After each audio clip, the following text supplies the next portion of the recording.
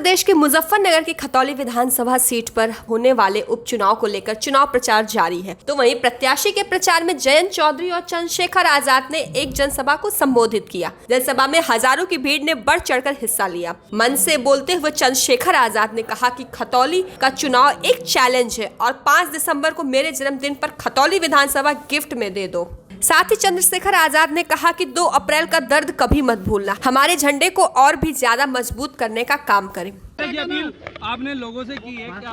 देखिए, मैं चाहता हूं कि यहाँ का जो बुद्धिजीवी समाज है, जो आज देख रहा है कि प्रदेश और देश के हालात खराब है, दोनों हाथों जिस तरह डबल इंजन की सरकार जो है लूट रही है, तो भारतीय, क्योंकि आज संविधान दिवस है, इसलिए मैंने ये अपील की है कि हमारे सभी कार्यकर्ता एकजुट होकर 5 तारीख को भारतीय जनता पार्टी को हराने के लिए और गठबंधन के प्रत्याशी जिताने के लिए वोट करें। 2 अप्रैल की बात भी हुई है। हाँ, 2 अप्रैल में जो अन्याय दलित समाज के लोगों ने सहा, इसी सरकार के द्वारा झूठे मुकदमे, जेल, हर हत्या तक, मैं चाहता हूँ कि हमारे लोग उन सब चीज़ों को ध्यान में रख के इस सरकार को वोट के जरिए सबक सिखाएं। अब तक मुजफ्फरनगर दंगे की बात होती थी, आज 2 अप्रैल की बात हुई। हाँ, इसलिए बात हुई क्योंकि ये सारे दर्द जो हैं भारतीय जनता पार्टी के सोचे समझे दर्द दिए गए हैं जनता को, और जनता भूलेगी नहीं। चंद्रशेखर भाई, 24 का आगाज हो गया क्या? आप दोनों लोग आज एक जगह थे।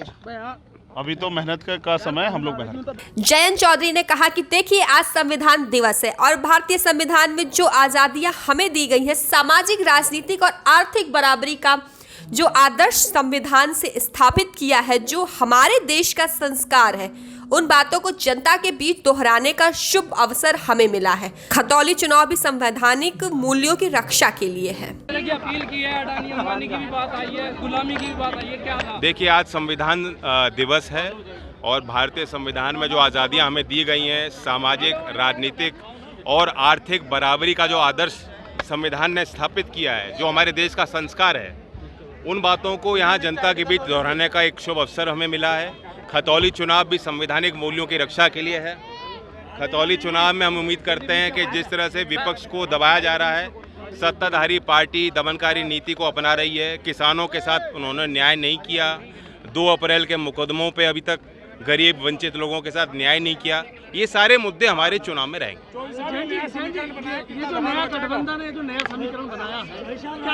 जैसा कि यहाँ मदन ने कहा कि पिछले चुनाव में कुछ कसर रह गई थी, लेकिन यहाँ मुजफ्फरनगर में हमेशा ज़्यादा मीठा पसंद करते हैं, तो जब आज़ाद समाज पार्टी का साथ मिल रहा है और उनका सम्मान हम रखेंगे, तो आगे और हमारी संभावनाएं मजबूत होती हैं।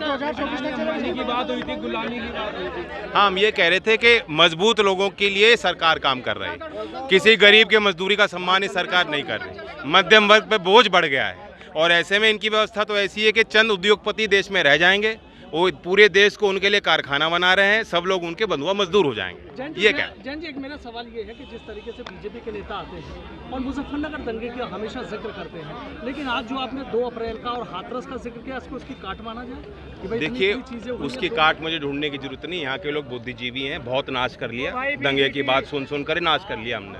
अब हम सुनने को राजी नहीं। जो दंगे की बात करेगा उसे मुजफ्फरनगर की जनता बाहर का रास्ता दिखाएगी। चौधरी साहब के उत्तर प्रदेश आज के लिए मुजफ्फरनगर से अमित कुमार की रिपोर्ट। खास खबर हो या सवाल आपका, हम आपको दिखाएंगे विश्वसनीय खबर।